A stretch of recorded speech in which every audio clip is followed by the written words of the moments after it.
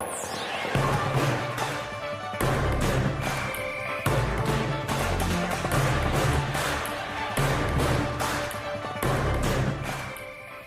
and welcome to I-24 News Sports Daily Magazine with all the latest scores and stories from the world of sports. And we have plenty of action coming your way with a giant final in the Australian Open, a very surprising result in the resumption of the Bundesliga, and the Super Bowl is just a few hours away. All this and much more coming up right now. We begin in Australia, and after 2 long weeks of competition, it was time for the biggest event, the men's final. Novak Djokovic and Andy Murray have become used to meeting each other in Grand Slam finals, especially in Melbourne. This is the 3rd time in the past 5 years these two play in the final here. Djokovic won the previous 2, but he lost their other 2 Grand Slam finals, one in Wimbledon and one in Flushing Meadows. The Scot may feel comfortable against Nola in other places, but down under, Djoko is the king. The world number 1 wins his 4th Australian Open title in the past 5 years and the 5th title overall after beating Murray in 4 sets, 7-6, 6-7, 6-3 and 6-0. It's Grand Slam number 8 for the men from Serbia. I'm so privileged and honored and grateful to be standing here and as a champion here for the 5th time and to be in the elite group of players with Sir Roy Emerson, of course, Rod Laver, and all the legends of our sport. And a day after clinching her 6th Australian Open title, Serena Williams took the trophy for a little walk. The world number 1 posed with her trophy at Melbourne's Carlton Gardens. This win was especially big for Serena as the 33-year-old became the oldest Australian Open winner in the professional era, and it came after 4 years in which she has not been able to go past the quarterfinals in Melbourne. And there was another reason. This is her 19th Grand Slam title, which means she left her childhood heroes behind. It feels really special. I think it makes it really special because this is number 19 for me. So passing people like Martina Navratilova and Chris Evert, who's been great for me, has been really, really good. Now to football, and there were great expectations ahead of the match between number 1 and number 2 in the Premier League. But after the match in Stamford Bridge, we're pretty much in the same place. Chelsea was already dreaming of an 8-point gap at the top when Loic Remy put them on top. But just before the halftime whistle, David Silva leveled the score. It ended 1-1, the gap is still 5. And City manager Manuel Pellegrini knows this result is better for Chelsea than it is for him. Well, I think that our team tried to win the game from the first minute till the end. I'm very proud about that because it's not easy to come here to Stamford Bridge against the leader of the Premier League with very good players, and I think that we create, especially in the first half, clear chances to deserve more than the point. That's why I'm not happy about the point, but I'm happy about the performance of the team. Now to the Bundesliga that finally returned from its long winter break, and very few people thought it would return like this. Bayern Munich won 14 games and tied the other 3 in the first half of the season, and no one thought something will change even when they traveled to second place Wolfsburg. But the long break took the Bavarian machine out of focus, though nothing can serve as an excuse for a performance like this. They were trailing 2-0 in halftime, Bas Dost scoring twice, and it only got worse after the break. Kevin De Bruyne made it 3-0 in the second half. Bayern was perhaps hoping for a comeback when Juan Bernat made it 3-1 soon after, but the home team was not going to let it happen. De Bruyne got his 2nd goal of the night, and after conceding 4 goals in 17 matches, Bayern now concede 4 in just 1 game, an incredible 4-1 win for Wolfsburg. Now to Spain, where many were asking how will Real Madrid look without suspended Cristiano Ronaldo. The answer is they look just as good. Despite an early scare from visiting Real Sociedad, the Merengues did their thing. James Rodriguez, Sergio Ramos and Karim Benzema gave them an easy 4-1 win. They will have a much harder time next week when they face Atletico Madrid at the Vicente Calderón. Just ahead of the Clásico Madrileño, Atletico Madrid came back from Eibar with a 3-1 win. Celta Vigo beat Cordoba 1-0. Barcelona will host Villarreal later tonight.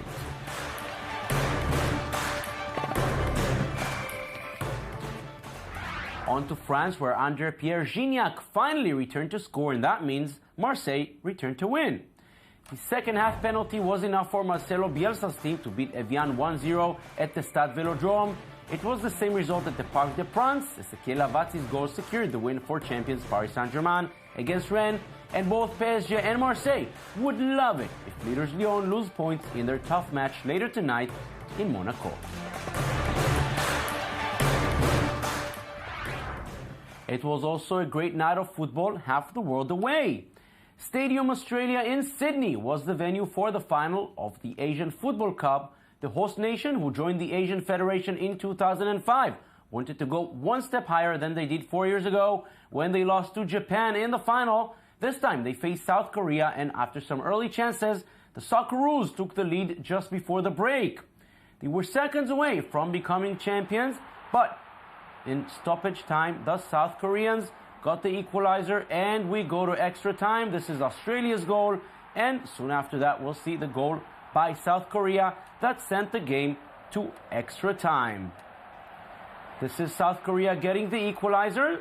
Did it put the Aussies down? No, sir. Even with the late equalizer, once again they scored just before the break of the extra 30 minutes. This time it was enough. Australia are crowned as the 2015 Asian champions in front of their delighted home fans.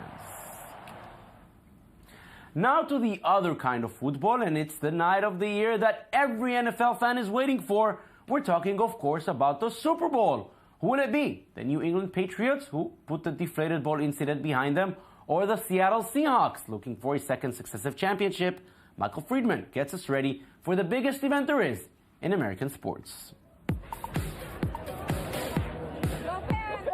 The biggest American sporting event of the year will feature the New England Patriots and the Seattle Seahawks.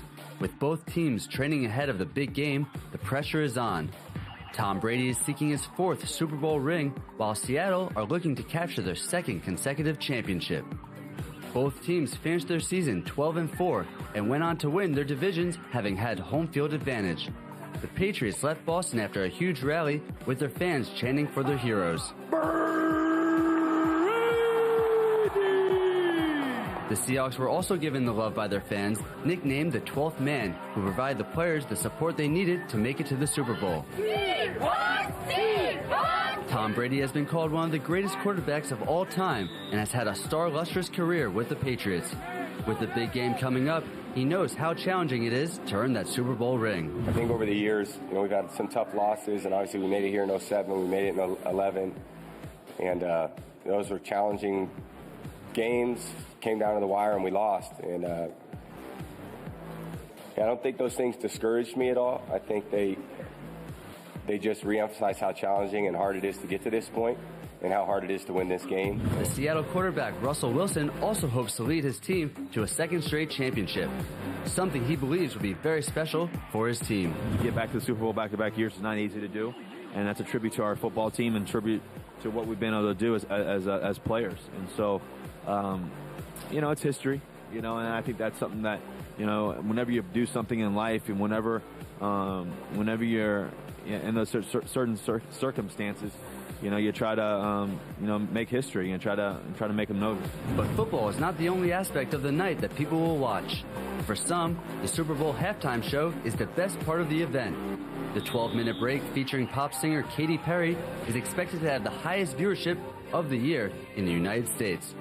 The famous celebrity has also promised to bring something new to this very anticipated show. I think what I bring is just some lightheartedness, and I will tell you that I think I'm probably the only person in Super Bowl halftime history that will ever bring both a lion and sharks to the show. In addition to the game and the show, companies have fiercely spent record amounts in hopes of having the most recognizable commercial. This year, a 30-second ad will cost $4.5 million, and with so much on the line, brands know the impact of their campaigns. Go beyond utility. So whether you're a die-hard football fan, looking forward to the halftime show, or desiring the commercials, the 49th Super Bowl will provide plenty for everyone. And with me is NFL expert Danny Swibel, who will not get a lot of sleep. But come on, it's Super Bowl Sunday. It's not the time for sleep. Super Bowl Sunday, 49. I'm so excited to be here. Woo. Yes, you are. And there are so many stories we can speak about ahead of the game. There's Richard Sherman.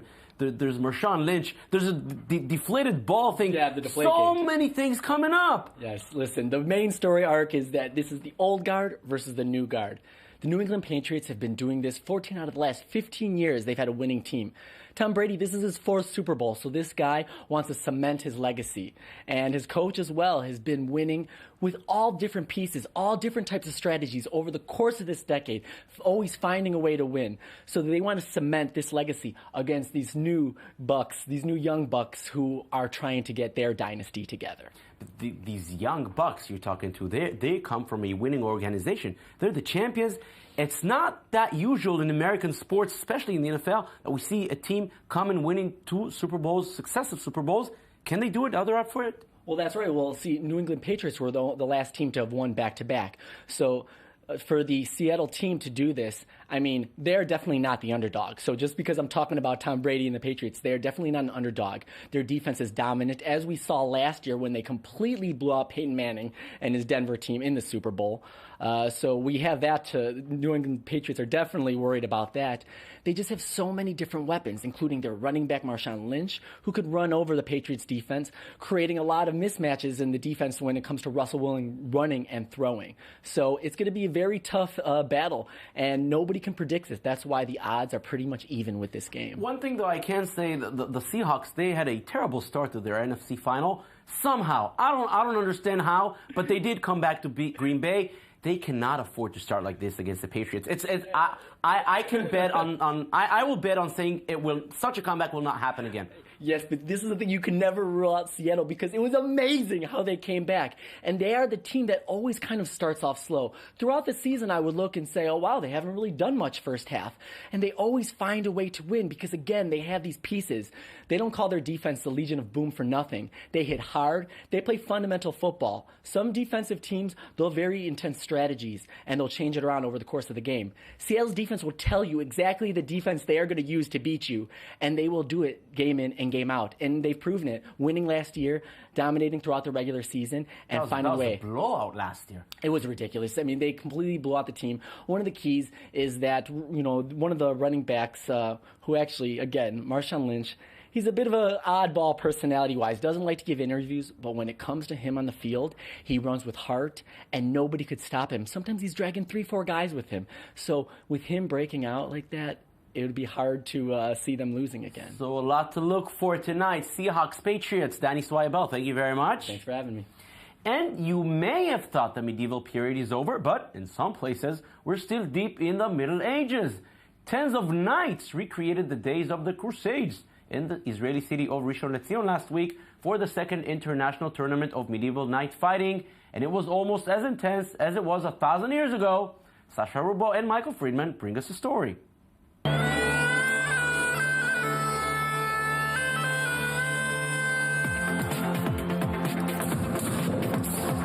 It is in the arena at Rishon LeZion where the energy is exploding. Israeli champions prepare to face opponents from around the world in medieval battles. The Israelis matched up against the French, Danish, Russian, and Belarusian who came to defend the honor of their country. Armed with swords, axes, spears, and shields, they were all dressed in armor. The fighters came out to a crowd of passionate fans to watch them duel. In total, 7 Israeli knights challenged 7 different nations looking to become the one true champion. And for some contenders, these duels mean more than just the thrill of victory, as these fights represent something much greater. En Israël, on peut pas nier que c'est ce qu'on appelait la Terre Sainte. In Israel, we have to know it's the center of major crusades in the past. It's a symbolic place for medieval fighters. To come and fight here is to live the story. C'est pas refaire l'histoire, mais c'est un peu la revivre. Among the knights, some really loved the medieval era and always wanted to become a member of the Knights Watch, while others started this martial art later in life. They're all happy to have taken part in this sport. It was by accident, more or less, on YouTube. I found a clip, and right away it was something I had to try. And once I tried it, I was hooked. No regrets so far. I've broken a finger, but accidents happen. But no, I'm very happy with the sport. Despite what many believe, men are not the only ones that can be knights, as seen with the presence of the Israeli champion, Ira. One of the members of the national team, she has been practicing with steady pace for several years.